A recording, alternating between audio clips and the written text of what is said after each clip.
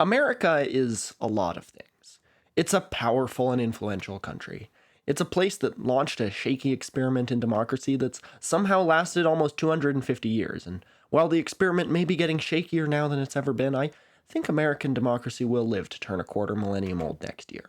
It's given us the Beach Boys, Ebola Reston, and The Room. And it's become a home for immigrants, like my co-host Jollibee the Durian, who is currently off location scouting in Philadelphia.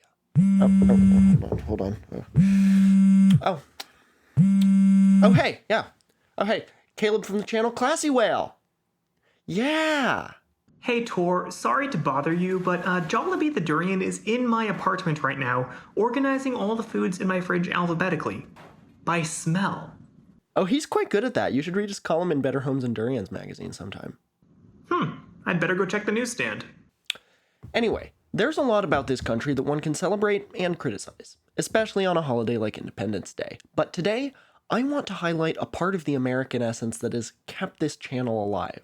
America is a place where someone with a big idea and a lot of money can pull off a lot more than anyone thinks they should be able to, even if their big idea is ultimately a little wonky. Today's man with a big idea and a lot of money wanted to transform the way we traveled between cities, using a technology that, to this day, hasn't really caught on anywhere, even in countries that do have robust high-speed rail. If anything, he was about the closest the real world ever had to the Simpsons monorail guy. He worked to build maglev trains wherever he could, one of which almost didn't fail. And he was American as they come. I'm your host, Tor Parsons. These are my co-hosts, Thimble the Doll and Sluds the Shoggoth, and welcome to Tor's Cabinet of Curiosities. Wait, did somebody say trains?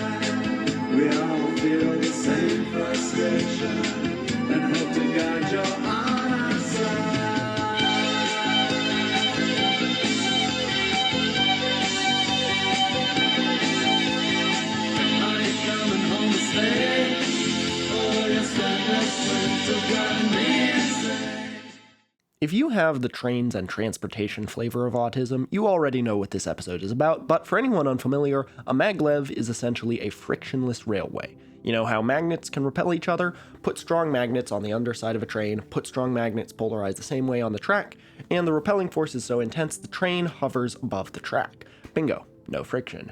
That's a maglev, a magnetic levitation train. In theory, this levitation can lead to incredibly high speeds and prevent wear and tear at any speed since there aren't many moving parts. But hey, that's just a theory. A maglev theory. So when I was a kid, and almost as much of a train fan as I am now, I would check out books from the library about trains. And most of these would have a section at the back about trains of the future. Pretty much universally, they would talk about maglev trains. By the time I was an adult, I was told trains would float and travel at unimaginable speeds. Well, I am an adult in stature, if not in maturity, and there is exactly one high-speed maglev system in the world, in China. There are a few that are slower that run more at the speed of a regular metro system, and there are none in the Western Hemisphere. But that's not to say maglevs in the West haven't been proposed or attempted, and several of those proposals and attempts trace back to one guy. His name was Tony Morris, and his company was called American Maglev. Tor and I actually found out about this guy while researching for one of my videos on Classy Whale, but when Tor had written his section about Tony Morris, it took up most of the script, so I told him, look, this needs to be a Tor's Cabinet episode. And so here it is. Take it away, Tor. Once upon a time, there was a company called American Maglev Technologies, an outfit that tried many times to build a maglev in the US&A. They claim to still exist, although they don't try very hard. The full extent of their successful maglev building consists of 3 test tracks in the eastern US, none longer than a mile, and all now demolished, I think. But in the 90s and 2000s, they got a lot of attention. American Maglev was getting politicians and businessmen on board, so to speak, with Maglevs as the wave of the future.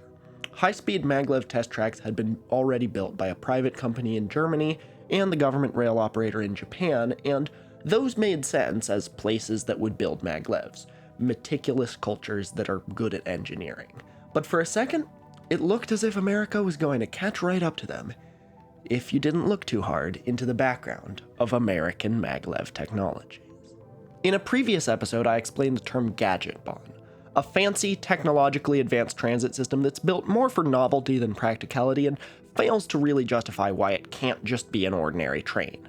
I have my own thoughts on Gadget Bonds. I'm not sure they're always bad, but Maglevs in general are probably the most widely cited example of a Gadget Bond, and American Maglev, if their website is to be believed, was turning a Gadget Bond into even more of a Gadget Bond. That is, they were taking a mode of transport that already seemed kind of unnecessary given that high-speed trains on rails already exist, and they made innovations to the Maglev concept that seemed kind of unnecessary given that Maglevs already exist. This was an American Maglev, baby, reinvented from the ground up. Ain't no German or Japanese Maglev, no way. Who won that war anyway?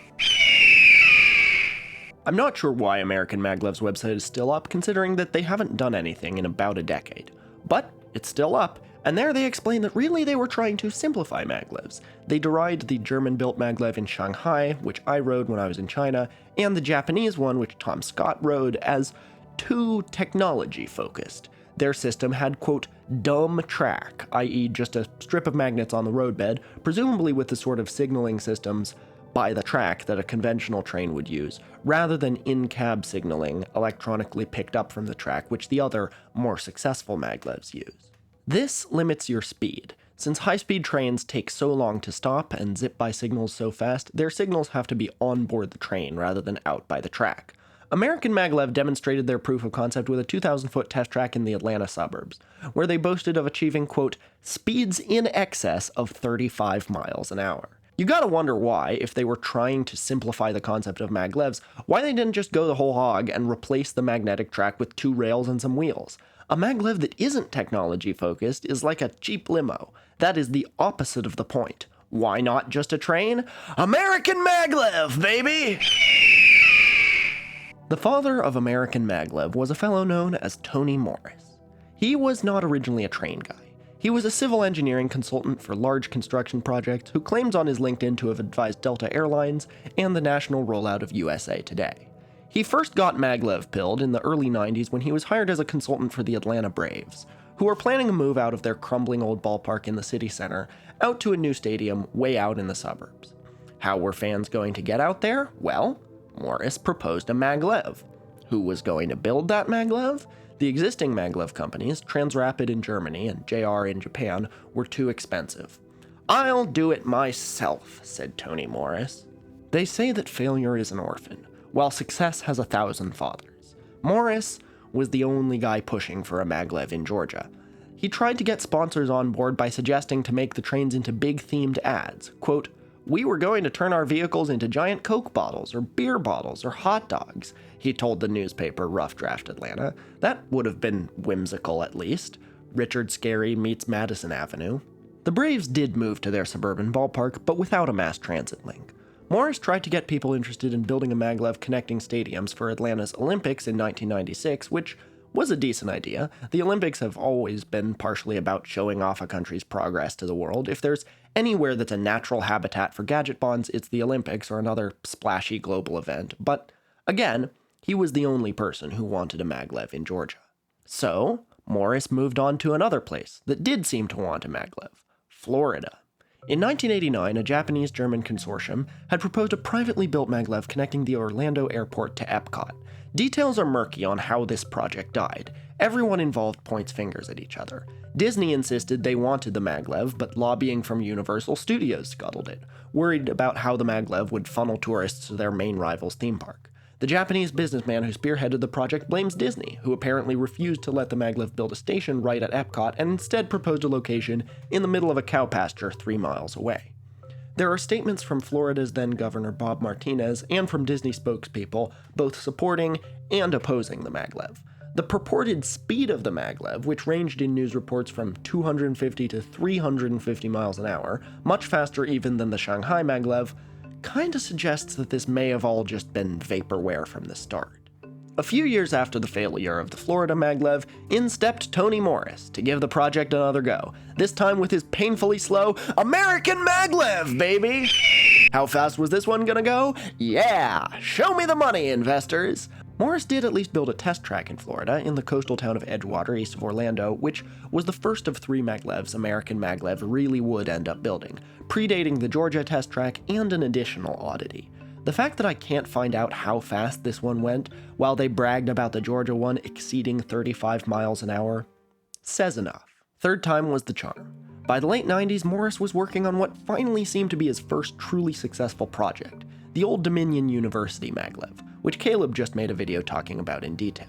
Yes, if you would like to hear the story of the old Dominion University Maglev, which you almost got to ride had it not been for one key thing, check out the video that Tor and I made on my channel, complete with graphics by Jollibee the Durian and archival footage. American Maglev, with help from Lockheed Martin of all people, as well as state, local, and university governments in Virginia, was contracted to build a short-haul shuttle Maglev on the campus of Old Dominion University in Norfolk, Virginia, connecting dorms to academic buildings.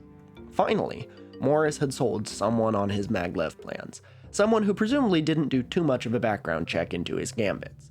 Now that a Morris-built Maglev really was under construction, Morris clearly thought, well, a 1-mile shuttle track today, tomorrow the world.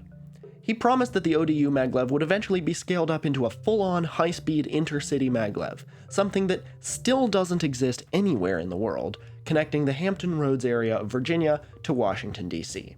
Somehow, the Virginia state government trusted him enough to give American Maglev a $7 million loan that would only be paid back once this pipe dream Maglev, which would have to use completely different technology than the low-speed short-haul ODU Maglev, was fully built and turning a profit. Of course, there was no chance of that, not with Tony Morris in charge.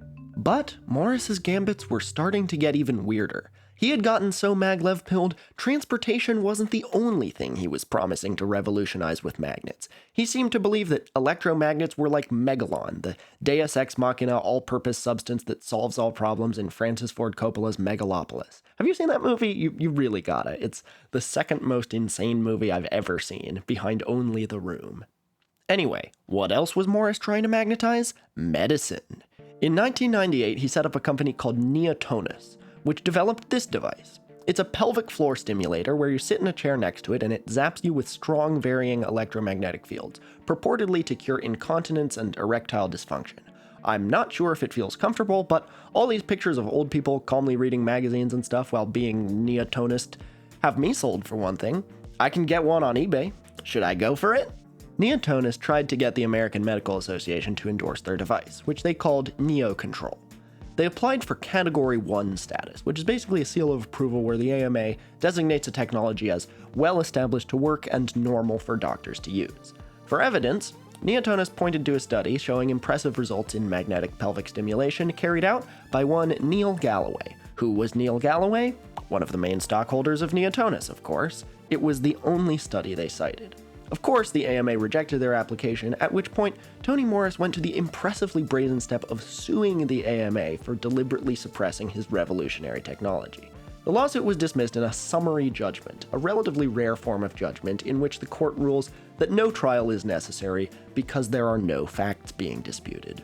The ODU Maglev failed too, in a way that was directly linked to ODU's cost-cutting mission. See, the ODU track was built on an elevated alignment over the campus. On an elevated train track, there's always necessarily a little bit of sag in between the pillars. Usually not enough to be visually detectable, but when you have a technology that relies on tiny, precise measurements, like for example a Maglev hovering on a few millimeters of air cushion, it matters and needs to be factored in. When the ODU Maglev was first tested on campus, it barely moved. It took days for engineers to figure out what the issue was. Shouldn't American Maglev have detected this problem when they built their test track in Florida? That's why you have a test track, right? Nope. The Florida test track was built right on the ground, so it didn't have this problem. So the ODU Maglev needed a suspension system, one of those fancy-schmancy components the foreign Maglevs have that Morris initially gloated about not needing. Wouldn't you know? You take out enough parts, eventually the thing stops working. Those did have a purpose, after all. Maybe simplifying the design of a maglev isn't something you can really do. It kind of reminds me of Doge. A previously successful businessman gets into a new job he's not used to, where he assumes there's tons of bloat and lots of money is being spent that doesn't need to be spent. So he cuts all the costs he can see, and only then does he realize the hard way that, wait, no, there wasn't that much bloat. All that money was doing something. And it's especially ironic because American transit planning is one of the government functions that I feel like could benefit from a careful doging. Look up Alan Levy's Transit Costs Project. A lot of American transit projects really do spend far more money than they need to, but building a maglev, let alone inventing an entirely new type of maglev, is the opposite of the way to cut costs. Again, I don't mind gadget bonds in theory, but I see something like a maglev as a way to entice normal people to ride transit when money isn't a concern. Sadly, the way to make American transit more affordable is to make it less interesting, not more. You can still build a maglev. I still think it would be really cool to have a maglev in the US, and because it's cool, works as a legit answer to why not an ordinary train. But Tony Morris isn't the only person who's been trying to sell maglevs on the idea that once scaled up, they'll somehow be cheaper and require less maintenance than typical trains do. Usually because of the logic that they don't get ground down by friction since they hover. This doesn't survive a collision with the real world. Sure, they don't have friction, but all the other bespoke components add up to far more specialized maintenance than a train with wheels. What did American Maglev do after the failure of the ODU project? Packed up and moved to parts of the country where they hadn't heard of the ODU Maglev failure, of course. Later in the 2000s, Tony Morris proposed another maglev in the Atlanta suburbs. He partnered with a Native American tribe in New England to build a maglev to a tribal casino, which was such a short-lived idea, the existence of the plan for it was only discovered in 2024. In 2011, a project was launched involving American Maglev that wasn't American or a maglev and is still somewhat mysterious, indicating there could be other American maglev boondoggles in obscure parts of the world we haven't even heard of. The Nigerian city of PortHarkort set its sights on building a monorail, which is different from a maglev. Monorails are sometimes considered gadget bonds too, but there are way more successful monorails in the world than there are successful maglevs. The PortHarkort monorail started construction in 2013, with trains and track built by Intamin, a firm based in the tiny European country of Liechtenstein that mostly manufactures not urban transit, but amusement park rides. And the incidents section of Intamin's Wikipedia page may be the longest and most horrifying list of amusement park accidents I've ever seen. Okay, am I about to reveal that Intamin is the new name of American Maglev? No. In fact, it's not clear how American Maglev was involved with the Nigerian monorail project, just that they were involved. There is nothing online about their connection to the PortHarkort monorail. We just know about it because of detailed design blueprints for the PortHarkort monorail discovered in February 2024 by an urban explorer who broke into American Maglev's abandoned Florida test facility. Either way, are you surprised to learn that monorails are not currently gliding above the streets of PortHarkort, Nigeria? A track was built, but it took years, and apparently it never reached all the stops it was supposed to. Details are so thin on the ground, the most accurate map I can find is just picking out the track on a satellite view, and despite the existence of that, sources disagree on how much of it was ever built. Intamin began claiming to the internet that the project was operational when it clearly wasn't. Oh, it's down in Nigeria. Who's gonna know? Rumors began circulating by 2016 that the project was going to be canceled, and in 2021, the state governor casually confirmed those rumors in passing, after the monorail construction had been, quote, guzzling a whooping sum of money, in the memorable words of the Daily Trust newspaper. According to Nigerian news sources, it was a feud between two local politicians, each accusing the other of being flagrantly corrupt, with apparent accuracy on both parts, that doomed the project, although, knowing who their partners were, the world may never know. In 2015, after a gap in his resume, possibly filled by the PortHarkort monorail, Morris made another go at the Florida project, with exactly the same specs as his original proposal. This time, there was no buy-in from the Orlando airport or from Disney World. He claimed he'd raised the money from private investors. Tony Morris is the closest real-life person to the Simpsons monorail man, a comparison that I am far from the first person to make. What is Morris doing today? I'm not sure. Investors seem to have finally lost interest in the prospect of leving America's mags. Apparently, the last time anyone had any information, the vice president of American Maglev was someone named Jordan Morris, so maybe the leving is turning into a family affair. The test tracks in suburban Atlanta, and the track that almost opened to the public in Virginia, again, check out the Classy Whale video on that, those have both been torn down. The one in Edgewater, Florida, allegedly was still showing off its trains until 2013. In February 2024, an urban explorer discovered that it was remarkably easy to access the Edgewater test track and took photos and videos of the now abandoned Maglev train and track, as well as discovering a treasure trove of completely abandoned documents about all the projects American Maglev had tried to sell people on, without which this video wouldn't have been possible. This suggests American Maglev is now totally defunct other than their online presence. But someone is still frequently Googling American Maglev, because after years of abandonment, less than 2 months after the thread about the Edgewater test track went viral on an urban exploring forum, construction equipment arrived and the entire facility was torn down. I have no real evidence to back up this claim, but somehow I have a sneaking suspicion that American Maglev is poised for a comeback someday soon, maybe under a different name. Watch your backs, curious people. Although, if Tony Morris is going to sneak up on you, I don't think he'll be too easy to miss, as he approaches at speeds in excess of 35 miles an hour.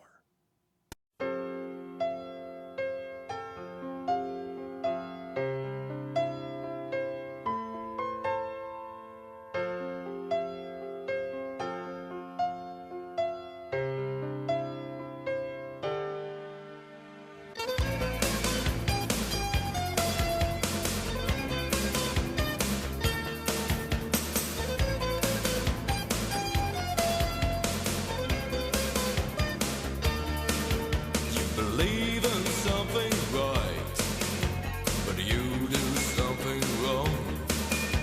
A loaded question will break your bones. What puts you on your knees?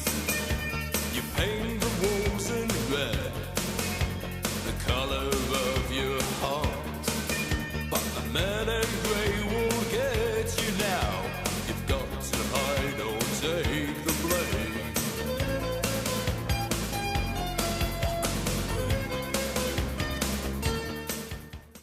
Hey Tor, it's me again. Listen, Jollibee went outside and now he's on a date with a pineapple from the fruit stand across the street. They're in a karaoke bar singing along to Beethoven's Fifth Symphony.